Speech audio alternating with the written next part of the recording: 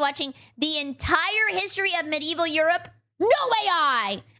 And I want to let you know that I'm streaming on twitch.tv/BerryCrepe, so you should come and check it out. Everybody here is very nice. And also, I am not middle-aged. I am 29, so let's see what's going on. The medieval period in Europe is often misunderstood as the Dark Ages because it takes... Oh!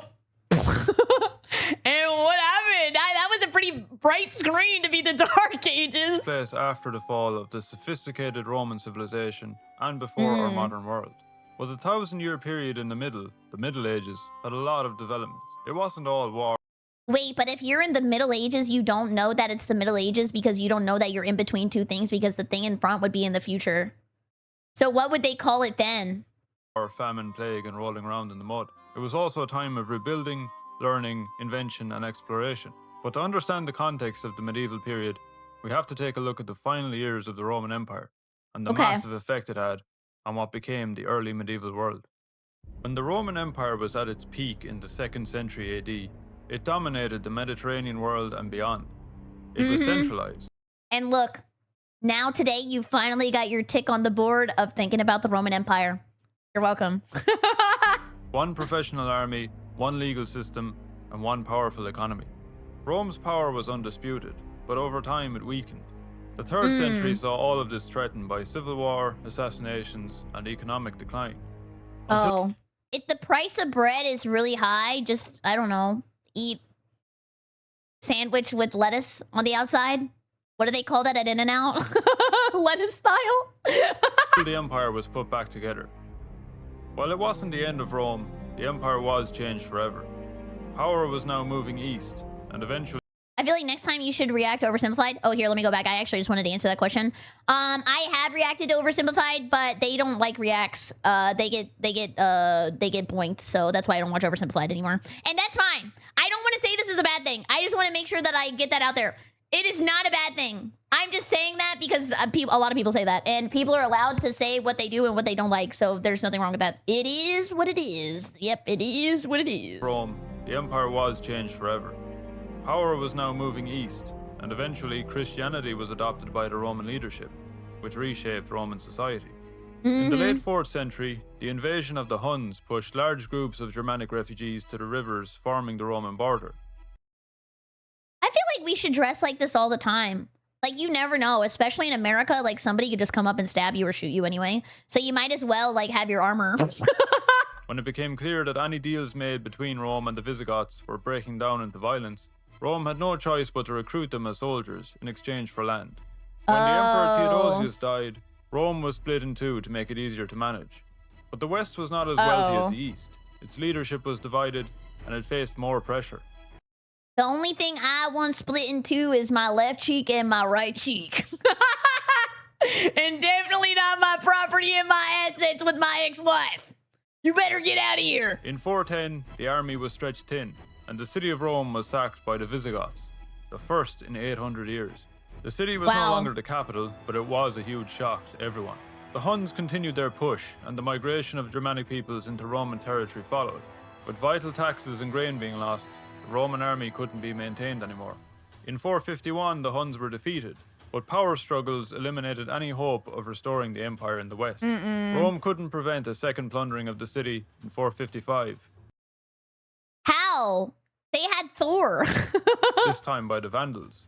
The final emperors became puppets of a Roman general of barbarian origin, who killed and replaced emperors as he saw fit. A few years later, in 476, a warlord named Odoacer marched to Ravenna and simply removed the final Roman emperor, a child, from office. Did he do it kindly?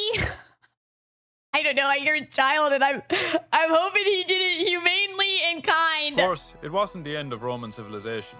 It still survived in the East and will play a major role in this story. But the fall of Western Rome marks the end of the ancient era and the beginning of the medieval. Western Europe in the early medieval era is a dangerous place to be. Dude, this kind of sucks. Like, you always just have to live... And you can't go to just, like, walk down to Publix, get a pub sub, come home, play video games on your computer, maybe go watch a movie, watch some streams, go to bed, wake up, and do it all over again. Like, who knows when you gotta move? The Roman system that had kept Europe stable and prosperous for centuries is gone. Cities have emptied. Trade has collapsed. There's nobody around to maintain roads and aqueducts. No standing army to protect people. Roman coins are worthless. Oh. And with no schools, people are forgetting how to read and write. This is where the term Dark Ages becomes fairly accurate. How come we have schools and people are still forgetting how to read and write? Wait, what's happening there? I'm getting confused. I thought we patched that. But if you really want to use the term, it should only be used to describe the early Middle Ages, not the whole medieval era.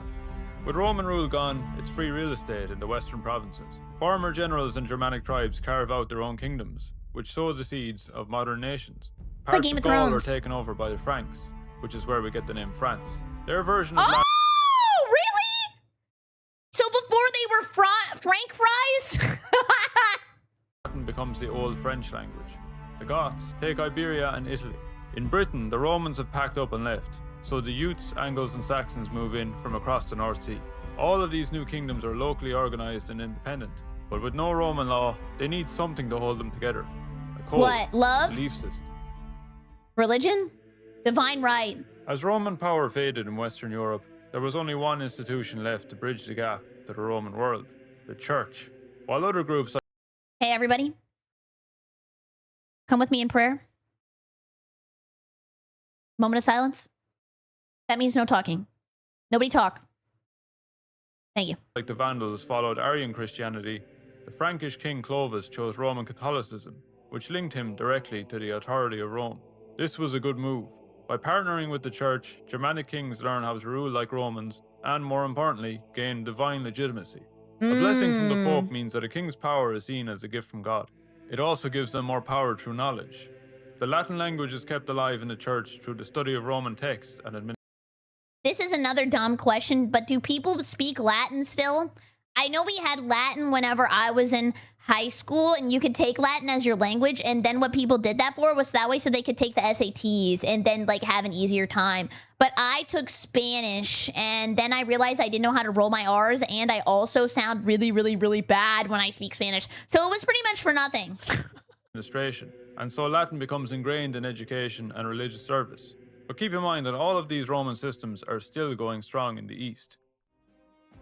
The eastern half of the Roman Empire Star Wars is real? not only survives, but thrives. In history books, Eastern Rome is commonly known as the Byzantine Empire, to distinguish the ancient Latin-speaking Rome from the medieval Greek-speaking Rome. We'll call it the Byzantine Empire from here on, just to keep things simple.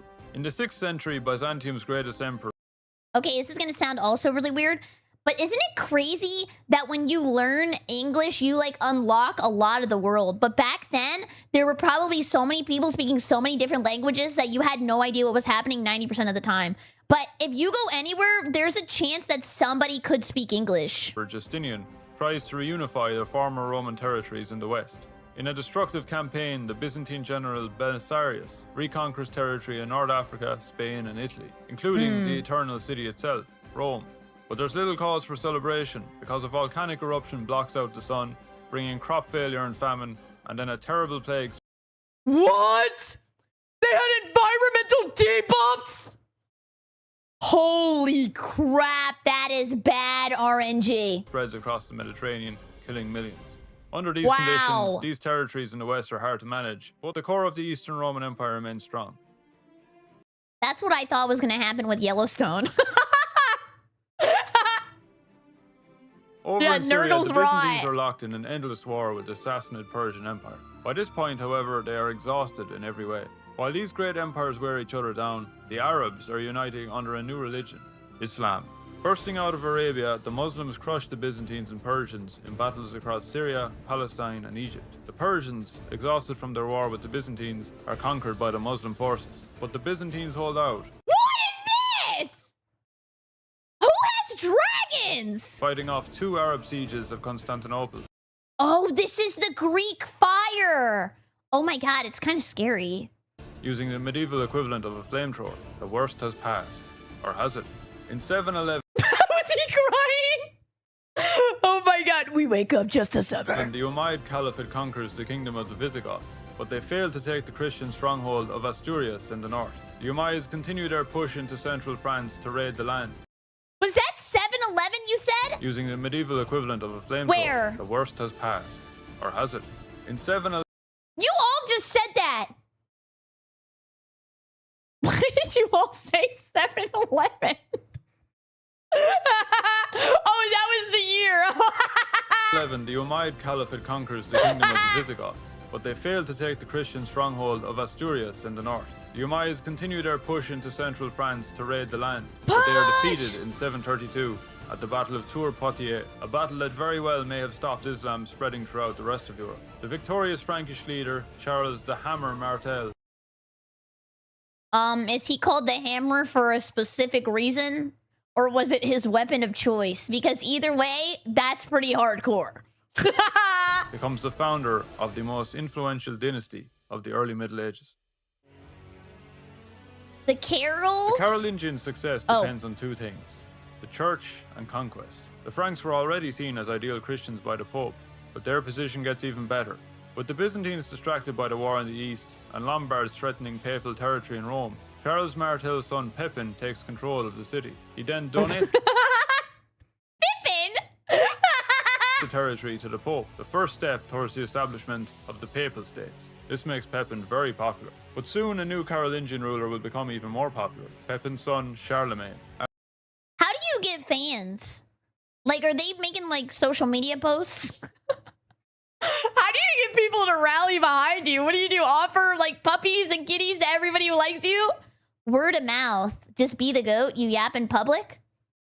Oh, okay. After a brutal 30-year conquering Grind. spree, Charlemagne accomplishes something few thought possible, uniting Western Europe, bringing stability and security. He even comes to the Pope's rescue when he's under attack. The Pope sees great things in Charlemagne, a loyal, strong ruler who can bring centralized rule back to Western Europe and unite all of Christendom. So yeah, how do you become a medieval engagement baiter? What could you do? Sorry, I have ye old Twitter blue. I have to rage bait you. After I take your dollars and cents, we will rule the kingdom again. Christmas Day 800 AD, he crowns Charlemagne Emperor of the Romans. Charlemagne's rule is so successful that he kickstarts the first renaissance of the Middle Ages, full of learning and monastic activity. But the dream... I like when people make people learn. Like, whenever they just try to make everybody go into, like, plus intelligence. We need that! We need that! That's why you guys come to the stream, to learn something, like we're doing right now. Good job leveling up your int. The dream of a united Christendom is just that, a dream. Oh.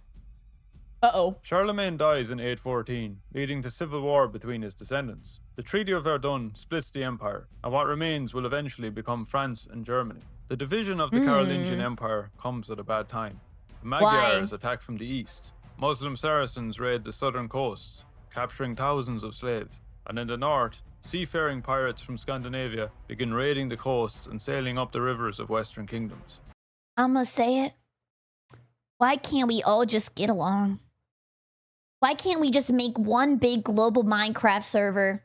Log in, have fun, no beef, have a great time, log off, and do it again. The Viking Age has begun.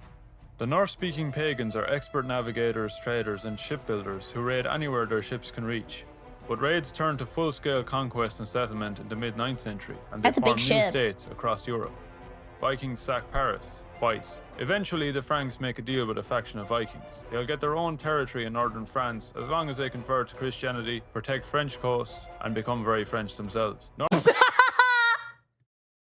Hey, we like you if you're French! Got him! Normandy, named after the Northmen, becomes a powerful duchy in its own right.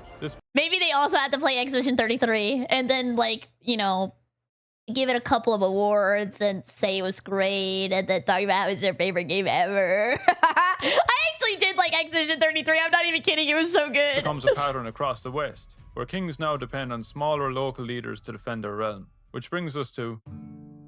Feudalism! At their peak, the Romans could easily keep their empire secure with their massive professional standing army, but those days are gone. Small Germanic warbands aren't going to be able to defend their territories from enemies. Raids launched by Vikings, Magyars, and Saracens are a reminder that there's still a major problem in Western Europe: defense. This I'm moving to Antarctica. Me and my penguin are gonna have a great time. leads to feudalism, a pyramid based on land and loyalties. At the top is the king. His power is weak. He doesn't have a standing army, and the economy is weak and local. Wait. The feudal system is an MLM? He gives some land to a lord. The lord, in exchange, gives his loyalty. This lord is in charge I gotta start selling Herbalife? of his local area and is responsible for its defense. But he needs warriors. This is where the knight comes in. The lord grants him a smaller territory in exchange for military service. A knight is a huge investment. His training lasts years. Not only that... Wow, but you get to be badass. Dude, being a knight is so cool. If they bring back GTA RP for the new GTA coming out eventually, I'm gonna roleplay as a knight that got transported into the regular world and he still speaks knight. I think that would be fun. That's a good character. But owning a horse is expensive, and charging a heavily armored one into battle is extremely risky. Knights become the medieval equivalent of... I don't think I could do that. That part would suck. Like, I feel like I get really attached to my horse, and then whenever they die, I probably wouldn't want another one. But then you probably don't put a personality to the horse, do you? Like, it's just kind of like a car, and then you, like, eventually get, like, a leveled up horse with maybe a cup holder? The tank, and proved to be very effective against horse nomads from the east, like the Magyars. The knight relies on the labor of peasants to keep things running. These peasants are serfs, not slaves, but not completely free either. Serfs work the land for the knight, and in return, they have a place to live and protection. They're working with the base level of sociopathy we don't have anymore. Dude! We live such crazy, cushy lives that we're allowed to have emotions and love. Wow. To provide some extra defense, the landscape changes with the rise of castles. In the early Middle Ages, they begin as simple wooden motte and bailey castles. But by the 10th century, they begin to evolve into bigger stone fortresses with thick walls. The castle becomes the ultimate symbol of power, a center for local government to rule, collect taxes, and provide shelter during a siege. And sliders, for anybody who wants some. Anybody in chat want a slider? Things are looking more secure.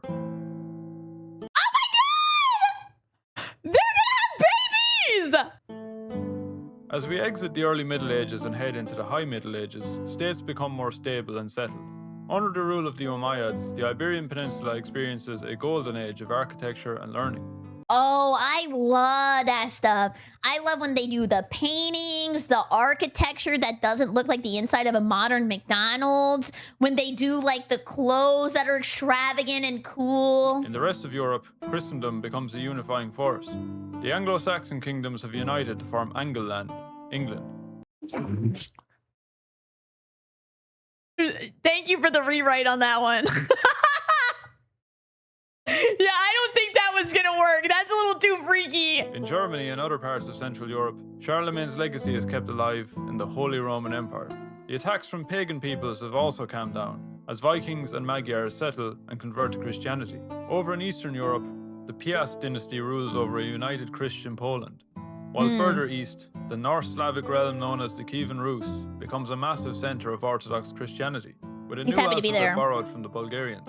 The Baltic peoples remain pagan, and will be some of the last in Europe to convert. Hi, Middle Ages! Give it here. Woodstock be like. Now that we've moved into the High Middle Ages, things are looking up. The medieval warm period arrives, bringing better climate, which means more food can grow. Better tools are developed, which means more food can be produced. This leads to a boom in population, which means demand for even more food. Forests are cleared to make space for farmland. New villages are founded, and towns begin. So are people still having a bunch of kids to work the farms, even though they have like tools to do it? So it's just kind of love of the game at that point. Begin to grow again after centuries of decline. Life for the typical peasant improves a bit, and it's good to look at things from their perspective for a moment, since 99% of people throughout history lived as peasants, the common worker. For them, life wasn't a constant stream of war and plague. It only seems that way because we're compressing 1,000 years into one video. Yeah, life was tough, but for most peasants, it was just quiet and simple. Life revolved around their family, the harvest, and the village. Would you get bored? Well, I mean, obviously they don't know what the internet is, but that has got to be boring. Like, every day, just wake up, work the farm, eat your rabbit stew, go to bed, do it again. Like, that has got to get just, like, doing dailies. That was their work. They have books. Oh. I don't know. I was acting like they couldn't read. Wait. Can they? That's not funny anymore. world. They didn't really know what was going on beyond that. And what they knew of history came from the Bible and from monks. What they knew about the world beyond came from anyone who might have traveled. Faith in furries. Oh my god. VR chat server. In 1054, the Catholic Church in Rome and the Eastern Orthodox Church in Constantinople split permanently. But the Catholic Church isn't concerned. I knew about this. They're about to experience the peak of their power, setting standards for rulers and peasants alike. Oh my god, they're getting lightning powers. This is gonna be terrifying. The papacy begins to investigate anyone who goes against the Pope's word. The power of the Church over European rulers is challenged by the Holy Roman Emperor Henry IV, who goes to war over his desire to appoint new bishops. But the I feel like Henry's kind of a cursed name. Like, nothing ever good happens to a Henry in history. Pope is defended by an adventurous group of warriors, the Normans, the descendants of the Vikings who settled in northern France. When Duke William of Normandy invades England to assert his claim to the throne, the papacy gives his blessing, hoping to bring the English Church in line with Rome. William's rival, the Norwegian king Harald Hardrada, is killed in battle, which marks the end of the Viking Age. William goes on to defeat the Anglo-Saxon king Harold Godwinson, and England comes fully under Norman rule. This is how the English vocabulary becomes 30% French. Wait, house? Mansion? Anybody in chat live in a mansion? Ask? Request? Think? Consider? Sheep? Twitch chat? Welcome? Reception? Oh my god, we're French. And why some words sound fancier to use, because of the divide between the Anglo-Saxon peasants and the Norman elites. Some later kings of England speak French as their first language and barely spend any time in England at all. The Normans go on to conquer Wales, Ireland, Sicily and southern Italy, all with the Pope's approval. With this, the church begins to... Is Wales the place that has the cool flag? I remember they had a cool flag. assert more influence over the warriors of Europe. And they do this by promoting chivalry, a code of conduct for knights which is all about protecting the weak and the Christian faith. Guys, would you protect me? I'm not weak and I'm definitely not elderly, so... Smile at elderly people. Wait, I ask you to smile at the beginning of every react. I'm gonna stop doing that. This sets the stage for a new adventure involving Normans, known as the Crusades! In the late 11th century... Why did I say it like that? I don't know what just came into me. After crushing defeats, most of Byzantine territory in Anatolia is conquered by the Seljuk Turks, Muslim nomads from Central Asia. The Byzantine emperor reluctantly asked the Catholic world for help, despite falling out with them. The Pope sees opportunity everywhere. If he sends help, the papacy can re-establish ties with the Eastern Church. He was pretty OP in this time. And better yet, dominated. In 1095, the Pope calls for a military campaign to the east, with a new ultimate goal, the capture of Jerusalem from Muslim hands, and the protection of Christians living under Muslim rule. The Pope guarantees a... Is he OP now? Can you explain this as gaming terms to me? Like, is he still OP, or has he been nerfed? Yeah, he had admin powers. Like, bro was playing on creative back then. Kinda? Very nerfed. I feel like he's nerfed. There were not a lot of knights around with nothing to do. Oh. Not a lot of political power, but really rich. I want to be really rich. Place in heaven for all who join, peasant or noble. 4 years later, Jerusalem is captured by the Norman and Frankish Crusaders. Is this the coolest knight outfit, though? Like, when they have, like, the helmet and the chainmail? Like, it is kind of aura. Yeah, it's a classic. I feel like this is the classic skin. Yeah. Very praise the sun core. It's definitely up there. The establishment of European Christian states in the Holy Land opens new opportunities for expansion and trade. And as a result, Crusader orders become wealthy and powerful. But the Crusades aren't aimed solely at the Islamic world. Overall, there are dozens of Crusades, not only across the Holy Land, but Europe too, against the pagans of the Baltic lands, and even other Christian groups who weren't fully in line with the Church. In 1204, a rogue crusader army sacks Constantinople and establishes a new crusader state, severely weakening the Byzantine Empire. While not part of the Crusades, the Reconquista is thought of as being similar in spirit. Small northern Christian states pushed south to retake Iberia from North African dynasties. While it's often simplified as a 700-year holy war between Christianity and Islam, it wasn't one continuous conflict, and in reality, Christian and Muslim states would often form alliances against common rivals, regardless of religion. But after Christian forces take control of major cities like Toledo, it is kind of weird to think that people back in the day would duo queue. Like, you just kind of like queue up together and see what happens. Whatever happens, happens. Monks get to work translating the scientific works of the Moors. The rediscovery of ancient Greek, Roman, and New Arabic works contributes to a new intellectual age in Europe. That has got to be straight up ass. Only being able to read under candlelight, having to play your Game Boy under candle, dude, that sucks. An age of scholars, monks, and builders. A new Renaissance is underway as the first universities flourish in Bologna, Paris, and Oxford. The rediscovery of an old Eastern Roman law code attracts students from across Europe to Bologna University. Because Justinian's code was so massive... Wait, Bologna is real? Is Bologna named after Bologna, or are they two separate entities, one for a sandwich and one for a place? Is it from Bologna? Yeah, I eat it every so often. That's Bologna. And could only be analysed there, people had to specialise in its study, creating a new profession, lawyers. Oh, no! Why? This did not have to happen! Boo! This legal obsession would eventually lead to the Magna Carta in England in 1215, where for the first time, a king is forced to agree that he is beneath the law of the land, not above it. This was a revolutionary concept. But aside from universities, monasteries hold a huge amount of influence when it comes to education and research. Originating with the Benedictine monks, Cluny Abbey leads a network of around 1,000 monasteries across Europe. This period also produces some of the most incredible works of architecture in history, using a new style we know as Gothic architecture. See, guys, I'm educated. Nobody ever thinks I went to college. Nobody ever thinks I went to art school. Nobody ever thinks I did anything in my free time. I know this. Named because later critics thought it looked barbaric, like the Goths. At the time, however, people simply called it modern or Frankish architecture. For the average peasant in the 12th century... Me when I show up in an Orlando.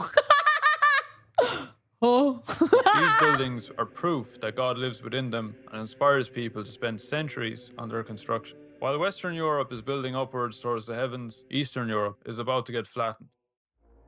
What's wrong with that? It's 1222, and the principalities of the Kievan Rus have become divided and more or less independent from one another. They don't exactly get along. To the southeast are the nomadic Cumans, who don't get along with them either. Does anybody like each other? Anybody at all? Any friends? The Khan of the Cumans rushes to the Prince of Kiev with a warning. A new group of nomads are pushing west. The princes of the Rus don't take the... Wait. Is this why the Elder Scrolls is the way it is? Because in real life, nobody likes each other anyway? And everybody is racist? ...warning seriously until they hear that these new raiders have reached a river called...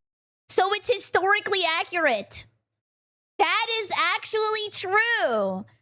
Yeah. ...the Kalka. So by the following year, they gathered their forces and with the Cumans marched to the river. But unfortunately for them, these are not the usual nomads they know. These are the Mongols. Like many other medieval Turkic nomads, the Mongols come from Central Asia. They were united by Genghis Khan in the early 13th century. Is that what you're supposed to say? Simple. Submit and live peacefully, or resist and be destroyed. After conquering China and Persia, Mongol generals come across the kingdom of Georgia. They defeat the Georgian force and push the Cumans further north. I'm so America-brained, I can only think of things in America. Like, Georgia is ours. We have Georgia! It's in the South? If you were to give me a map right now and tell me to name every single state, I would maybe get 10% right. This is how we got to the current situation. Now at the Kalka River, the armies of the Rus and the Cumans are defeated by the Mongols. The captured princes are crushed under a platform as the Mongols celebrate with a feast right on top of them. The Mongols don't return to Europe until 1237, under the leadership of Batu Khan, grandson of Genghis. By 1240, Kiev is besieged and largely destroyed, and the rest of the Rus principalities fall to the Mongols. Northern cities like Novgorod survive only by paying massive taxes to what is now the largest land empire in human history. Taxes? They've been around for how long? I ain't paying no taxes. Ever. Poland and Hungary are smashed by the Mongols That's a lie, in battle, Iris. but are spared by the sudden withdrawal of the Mongols following news of the death of their leader back in Mongolia. In Anatolia, the Seljuks have been destroyed by... Okay, I just gotta know. What year were taxes created? Around 3000 BCE. Oh my god! And we haven't got this out of the meta yet! And I'm driving through bottles and we've had since 3000 BCE to build them bitches? Nah. Come on, man. by the Mongols, leaving a mess of smaller Turkic states. One of these states is led by a warlord named Osman, but we know the name as Ottoman. The Ottoman Empire! For all the destruction they brought about, the Mongols Spoiler, sorry. ironically created one of the most peaceful and secure eras for international trade, known as the Pax Mongolica. By securing the Silk Road, trade routes across Asia become much safer. Wait, the Silk Road is different nowadays, isn't it?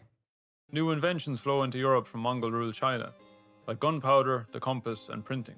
With trade booming, maritime powers become extremely wealthy. The Hanseatic League unites Scandinavian merchants' interests at sea, while the republics of Venice and Genoa expand their maritime empires around the Mediterranean. After the Crusades, the Italian states were rolling in cash, but with new links to the Mongol world through Crimea, they can expand further than before.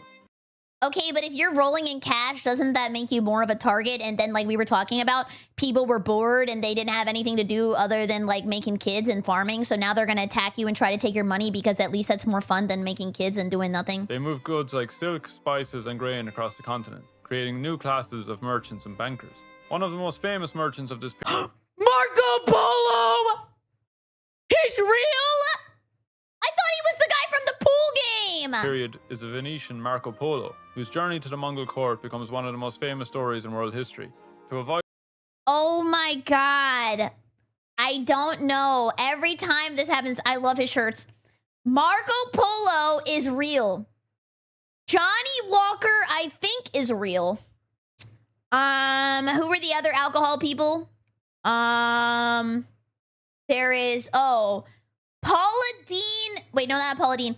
Betty Crocker is not real. Betty Crocker is fake.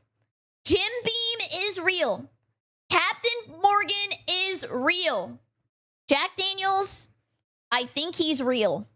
carrying heavy gold through dangerous territories, Italian bankers developed bills of exchange, paper credit. All of this sows the seed. Is Miss Butterworth real? I don't think so. Italian bankers developed bills of exchange, paper. Oh, wait, this is paper money? Italians made that? Paper credit.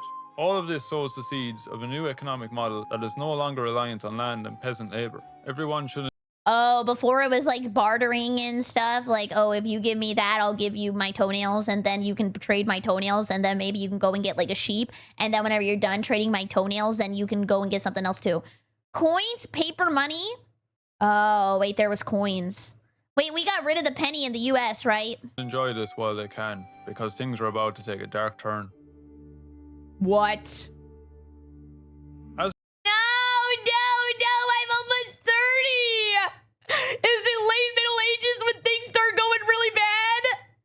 This is ominous. As we transition into the late Middle Ages, the prosperity and growth we've seen so far freezes. Literally. The Little Ice Age brings frozen conditions and torrential rain. Okay. Do we have to be on the lookout for this kind of stuff happening to us? Like giant meteor? Or Ice Age? Or a Manny walking around? Or like giant volcano explosions? Like, there is some crazy weather RNG that could happen. Leads to the Great Famine, in which millions die of starvation across Europe. Wow. The fate of Christendom also hangs in the balance. The last Crusader territory in the Holy Land has been conquered by the Mamluks. The papacy is forced to become a puppet of the French king, dividing the church for decades. Not only that, but France is about to become a battleground in the 100 Years' War against England. But the greatest... Oh my god, and they didn't even know it was 100 Years' War. They didn't know how long that was going to go on for. They didn't know there was going to be DLC and sequels. Threat isn't a king or an army. It's a tiny passenger on the very trade routes that made Europe wealthy. An apocalypse? Holy crap, we are so lucky to live in 2026. They got zombies. You might remember the plague that killed millions during Justinian's reconquest of the Roman Empire. Well, the same bacteria returns to Europe in the 14th century, having originated in Central Asia. Because of the Mongol control of trade routes from Asia to Europe, everything travels quickly.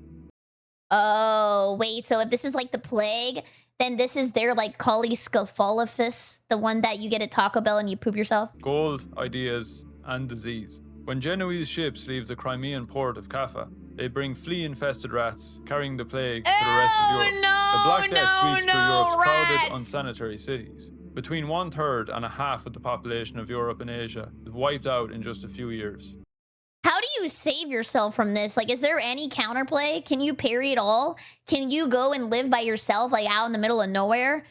What do you do? You're just screwed. It is the worst pandemic in human history, leaving towns and farmland empty.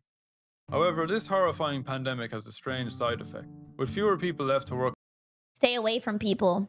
Okay, I'm safe. the land, the surviving peasants realize they are suddenly in high demand. They begin to demand higher wages and the end of serfdom. But the elites still don't budge. In England, this results in a bloody uprising. The old social order is dying. After the sheer horror of the Black Death and the ordeal with the Avignon papacy, the Catholic Church experiences a breakdown known as the Western Schism. With several popes simultaneously claiming legitimacy and protesting French influence, the unity of Christendom is breaking. This division inspires reformers like Jan Hus to emerge in Bohemia, arguing that the Bible, not the Pope, is the ultimate authority. Hus is burned at the stake in 1415, but his followers, the Hussites, launch a series of wars that act as a warning shot for the future Protestant Reformation. Really? Rise of the East? The Ottomans become the dominant force in the Balkans following their 1389 victory in Kosovo. As the Ottomans tighten their grip over their new territories, they demand the young sons of subject Christian families, raising them as elite slave soldiers called janissaries. In a final desperate attempt to reclaim influence over Christendom's warrior class, the Church calls for some of the last Crusades to push back the Ottomans, which end in Crusader defeat. Oh no, they were trying to push top and it didn't work. In the Baltic, the Teutonic Knights are dealt a crushing defeat at the Battle of Grunwald by a united Poland-Lithuania, now the largest and most powerful state in Eastern Europe. Meanwhile, in the aftermath of Mongol rule, the Grand Duchy of Moscow begins a climb to an eventual Russian tsardom. How does...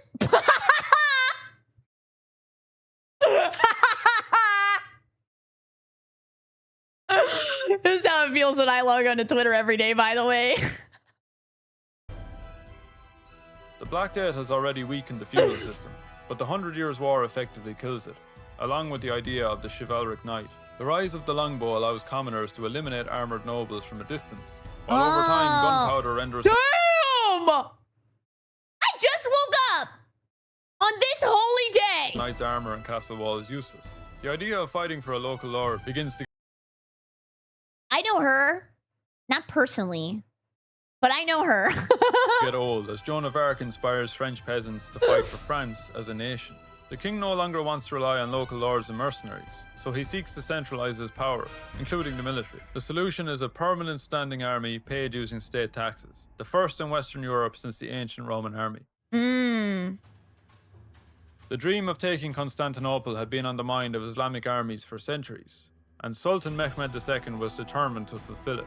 After a month of bombardment with the world's largest cannon, the Ottomans breached the world's largest cannon. Isn't that One Piece? the walls and conquered the city of Constantinople. 2,600 years of Roman civilization has come to an end. This was an unthinkable tragedy for Christendom. As the city falls, scholars flee west into Italy, carrying Greek and Roman manuscripts, which had been unavailable to Westerners for centuries. People are rediscovering classical techniques. And x3 plus ax equals b. X equals negative b plus or minus square root b squared minus 4ac all over 2a. Close enough. Artwork. For those who want to pursue new artistic and scientific works, the Italian city-states have plenty. Solve for x. No. Plenty of money to sponsor them. This contributes to the Italian Renaissance. With the invention of the printing... No, actually, I think I can do it. Okay, minus ax, so b minus ax, then do the cubic root. So x equals b minus ax cubic root. Don't look at me like that. Don't look at me like that. Plenty of money to sponsor them. This contributes to the Italian Renaissance. With the invention of the printing press in Germany, ideas can... I knew about Gutenberg! I always say he made the printing press. I know about him. ...spread faster than ever before and be accessed by anyone. This is great news if you want to read literature, science, or 95 Reasons Why the Catholic Church is Corrupt. In 49... They're Google Docky. Everybody keeps hating. 22, Aragon and Castile finished a centuries-long Reconquista. Dude, with the invention of the printing press, it became so much better for haters. Like, you could be an extreme hater now, and then you can get more haters. Yeah, the Guten Docky! They expel Jews and Muslims and unite to form a powerful new state, Spain. With the Ottomans now blocking the Mediterranean routes to the east, an Italian sailor named Christopher Columbus has a plan to sail west to reach India on the other side of the globe. The small world of the village peasant is gone. We've now crossed into the world of scientific discovery and global empire. Would that be crazy to you if, like, one day they were like, oh, yeah, there's, like, more? Like, there's a lot more. What? Then what were we fighting for? The early modern period. Yeah, DLC. That was the end. Anyways, thank you so much for watching. That was freaking awesome. I love learning, and I hope you do too. If you're new here, please come by the Twitch stream, twitch.tv/BerryCrepe, or use code Berry for 10% off your gamer subs order. It would super help me out. I would super appreciate it. I hope you have a great evening. Goodbye.